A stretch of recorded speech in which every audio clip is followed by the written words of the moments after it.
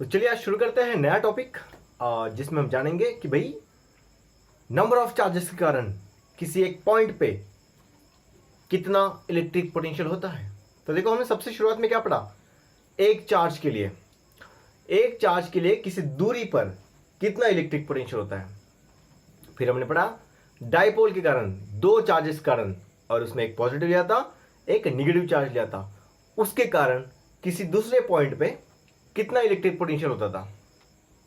अभी जो हम पढ़ने वाले हैं इसमें पढ़ने वाले हैं कि भाई नंबर ऑफ चार्जेस है, एक नहीं दो नहीं एन नंबर ऑफ चार्जेस, 100 150 जितने चाहिए उतने नंबर ऑफ चार्जेस के कारण किसी एक पॉइंट पे कितना इलेक्ट्रिक पोटेंशियल होता है।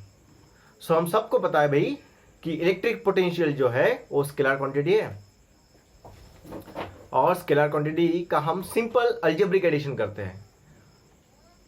ठीक है, तो जब पोटेंशियल नेगेटिव चार्ज के कारण होता है तो वहां पे हम माइनस साइन लगाते हैं, तो वैल्यू जो है वो नेगेटिव में आती है। और जब पोटेंशियल पॉजिटिव चार्ज के कारण होता है तो वहां पे हम प्लस लिखते हैं, तो पॉजिटिव ही होता है इनडायरेक्टली। सो आज के डेरिवेशन में हम लोग इजीली डिराइव करेंगे डेरिवेशन को कि भाई नंबर ऑफ चार्जेस है तो वहां पे हम कैसे निकालेंगे। ठीक है, तो आपको कुछ इस प्रकार से डायग्राम ध्यान में रखना है।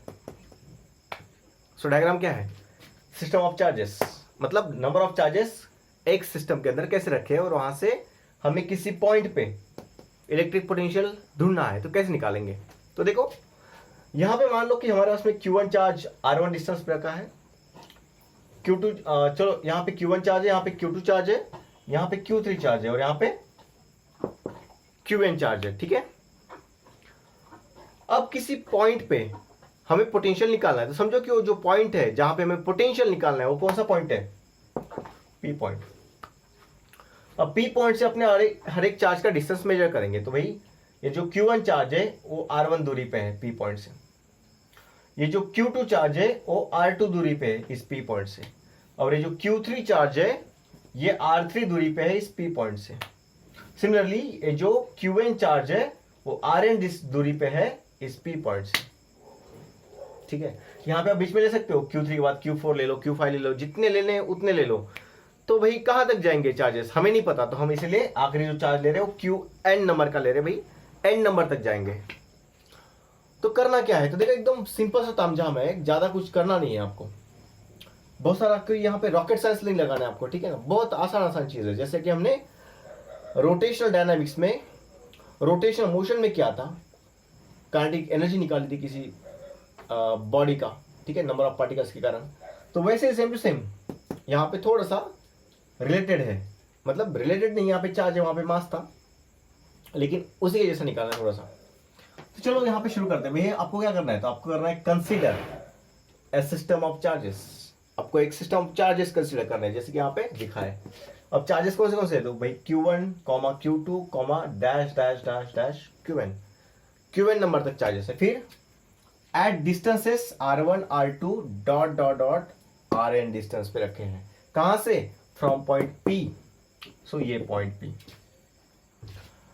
Now second point, the potential at point P। इस पॉइंट P पे potential due to charge Q1, इस Q1 चार्ज के कारण इस पॉइंट P पे कितना पोटेंशियल होगा। तो हमारे पास में देखो क्या है, V1 लिखा मैंने, Q1 चार्ज के कारण V1 पोटेंशियल। सब दिमाग में जा रहा है कि नहीं जा रहा है, बिल्कुल सर, बहुत आसान है। ठीक है, तो देखो अभी, सो इस V1 पोटेंशियल कितना होगा, तो हमें पता है कोई पॉइंट चार्ज के कारण किसी दूरी पर, जैसे कि यहाँ पे R दूरी है, तो इस चार्ज के कारण यहाँ पे पोटेंशियल कितना होगा, तो यहाँ पे आता है 1/4 पाई एप्सिलॉन नॉट, और यहाँ पे आता है चार्ज Q/R। तो ये होता है पोटेंशियल। ठीक है, इस चार्ज के कारण R दूरी पे यहाँ पे कितना पोटेंशियल होगा, तो ये है 1/4 पाई एप्सिलॉन नॉट Q/R1, इस Q चार्ज के कारण। अभी हमें कौन सी चार्ज के कारण निकालना है, Q1 चार्ज के कारण, कितने दूरी पर, R1 दूरी पर। तो कैसे निकालेंगे, इस तरीके से 1/4 पाई एप्सिलॉन नॉट, क्योंकि ये पॉइंट चार्ज है और इस पॉइंट चार्ज के कारण इस पॉइंट पे कितना इलेक्ट्रिक पोटेंशियल, तो इस फॉर्मूले से जा सकते हैं हम लोग। 1/4 पाई एप्सिलॉन नॉट एक कांस्टेंट रहेगा, चार्ज यहाँ पे क्यू था इसलिए क्यू, वहां पे Q1 चार्ज है तो यहाँ पे लिखेंगे भाई Q1 अपॉन, यहाँ पे डिस्टेंस R है इसलिए डिवाइड में R लिखा, यहाँ पे R1 डिस्टेंस है तो यहाँ पे R1 लिखेंगे। अगर आप बात समझ गए यहाँ पे ये वाली बात जो इंपॉर्टेंट है, तो बाकी सब इजीली हो जाएगा। अभी देखो similarly same to same process में आपको पोटेंशियल्स निकालने हैं, V2 V3 dot dot dot Vn, इतने सारे बाकी बचे हुए सभी चार्जेस के कारण इस पॉइंट P पे कितना पोटेंशियल हुआ ये निकालना है। तो आपको सभी के सभी चार्जेस के कारण P पॉइंट पे पोटेंशियल्स इंडिविजुअल निकालने हैं, तो हम निकालेंगे V2 potential, V3 potential, Vn potential at point P, उस P पॉइंट पे ड्यू टू चार्जेस Q2, अब Q2 के कारण V2, Q3 के कारण V3, Qn के कारण Vn, R given by, तो भाई V1 V2 कितना होगा, तो V2 आएगा 1/4 पाई एप्सिलॉन नॉट जैसे का वैसे, और यहाँ पे क्या आएगा चार्ज, यहाँ पे Q1 चार्ज के लिए था V1, यहाँ पे V2 जो है वो Q2 चार्ज के लिए होगा, और यहाँ पे आएगा R2 डिस्टेंस। सिमिलरली V3 कैसा बनेगा, तो सर 1/4 पाई एप्सिलॉन नॉट वही आएगा, और यहाँ पे आएगा Q3 अपॉन R3।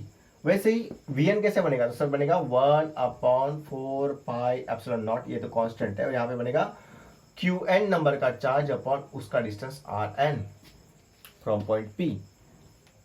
बस अगर ये सब कुछ पता चल गया तो अभी निकालना कैसे था, तो मैंने बताया आपको सिंपल एडिशन करो भाई, पोटेंशियल का एडिशन करो तो निकल जाएगा। तो देखो मैंने क्या किया, बाय सुपरपोजिशन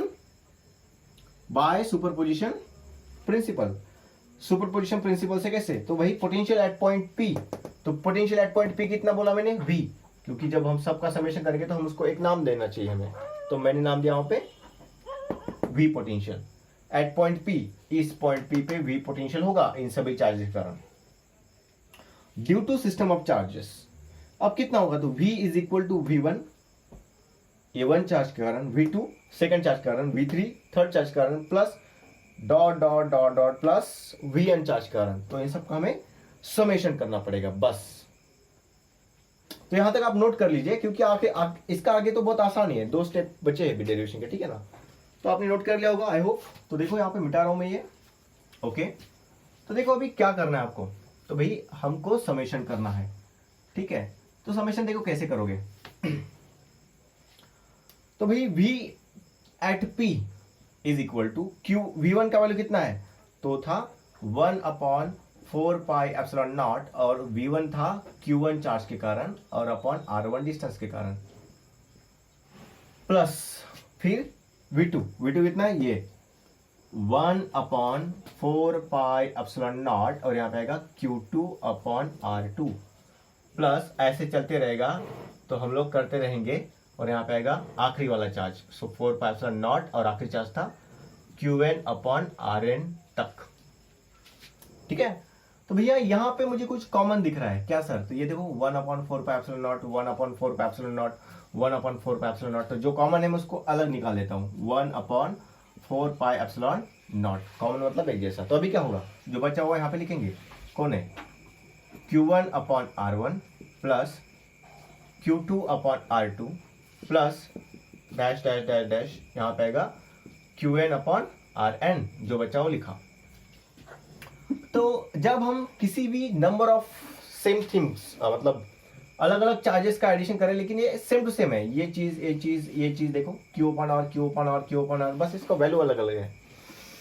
तो ऐसे वक्त पर हम क्या करते हैं, तो हम लोग सर एडिशन करते हैं, और वो भी अलजेब्रिक सम से। तो अलजेब्रिक सम का फॉर्मूला क्या होता है, तो sir potential at any point P, ये वही का वही रहेगा 1/4 पाई एप्सिलॉन नॉट, क्योंकि ये नहीं बदलने वाला। और यहाँ पे क्या होगा, तो सर यहां से देखो समेशन का साइन देंगे और I बोलेंगे, इसको इस नंबर को I बोलेंगे, I का वैल्यू 1 से लेके n तक, I का वैल्यू 1 से लेके n तक, और यहाँ पे किसका समेशन कर रहे हैं सर, चार्जेस अपॉन डिस्टेंस का, और चार्जेस अगर n है तो हम बोलेंगे भाई I से शुरू, I इज इक्वल टू 1 से शुरू हुआ तो n तक, तो डिस्टेंस भी ये, तो ये बनेगा potential at point P due to number of charges. लेकिन मान लेते हैं यहाँ पे कंटिन्यूअस चार्ज डिस्ट्रीब्यूशन है, कंटिन्यूअसली चार्ज डिस्ट्रीब्यूट हो रहा है, तो भाई उस केस में ये जो इंटीग्रेशन का सिंबल, यहाँ पे जो समेशन का सिंबल लगाया है उसको निकाल के हम इंटीग्रेशन का सिंबल लगा सकते हैं। बस इतनी सी बात थी।